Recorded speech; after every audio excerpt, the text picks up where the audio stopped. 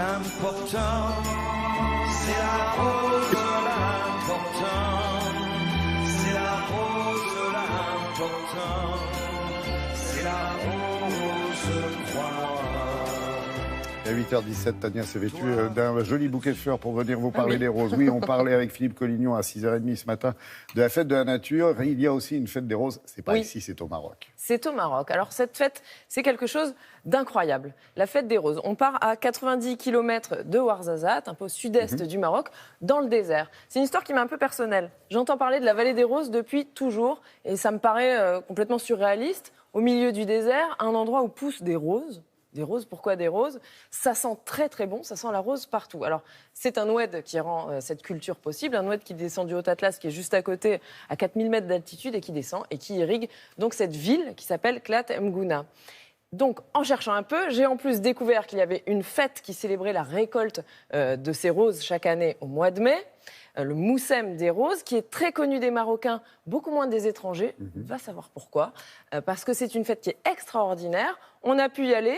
On y allait, c'était il y a 15 jours, à peine, même pas 10 jours. Cette fête intervient a priori chaque année, le deuxième week-end de mai, mais pas toujours. En fait, c'est variable, ça dépend en fait de la date de récolte. C'est peut-être pour ça que tout le monde n'y va pas et que c'est difficile à planifier. Eh bien, nous avons réussi à aller voir et vous allez voir, c'est sublime.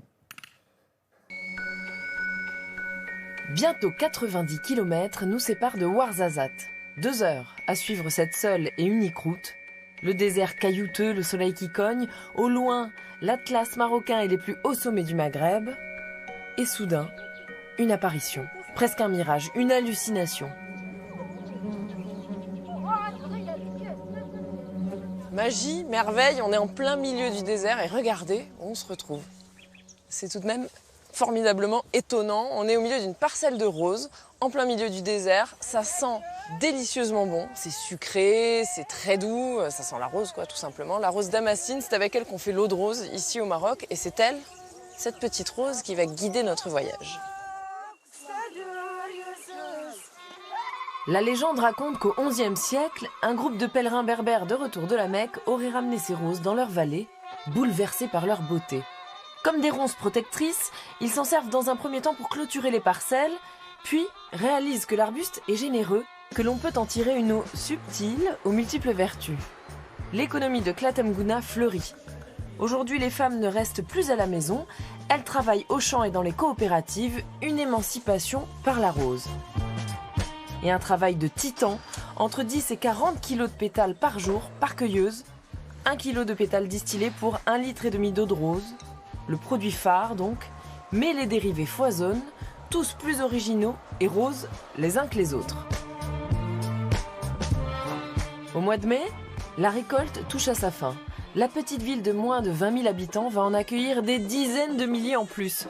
C'est le moment tant attendu, le Moussem de la rose va célébrer la fleur 3 jours durant. La 56e Miss Rose est élue, portée en triomphe, perchée sur son char. Mais l'ampleur de la fête submerge la vallée. Les groupes folkloriques les plus talentueux et célèbres du pays défilent. Ici, s'avancent les hommes bleus du Sahara. Là, les Gnawa des Sawira font résonner leur krakeb, sorte de castagnette africaine. Et ces danseurs de sabre venus de Zagora simulent un combat acharné pour conquérir la femme tant convoitée. Bon, ça y est, on est en plein milieu de la fête, là, en plein milieu du carnaval. D'ailleurs, je vais bientôt me pousser, mais juste pour vous dire que là, c'est les abeilles, c'est la troupe locale. On va aller les voir. En fait, ces jeunes filles vont nous faire la danse de l'abeille, qui est la danse régionale, la danse traditionnelle de Klat Mgouna. Et pour nous, c'est un peu exceptionnel d'être avec elles. Dans leurs costumes dont les couleurs rendent hommage à la nature, les abeilles virevoltent, se croisent et s'entrecroisent avec leurs danseurs pour réaliser des lignes comme les rayures des abeilles. Le soleil tombe doucement sur Klat Mgouna, mais la fête ne faiblit pas. Des cavaliers équilibristes au rite guerrier s'élancent avec leur djellaba immaculé. Grandiose, puissant, le jeu de la poudre n'est pas, cette fois-ci, une attraction touristique. Dans ce voyage entre le rêve et la réalité, la magie de la fantasia finit de nous envoûter.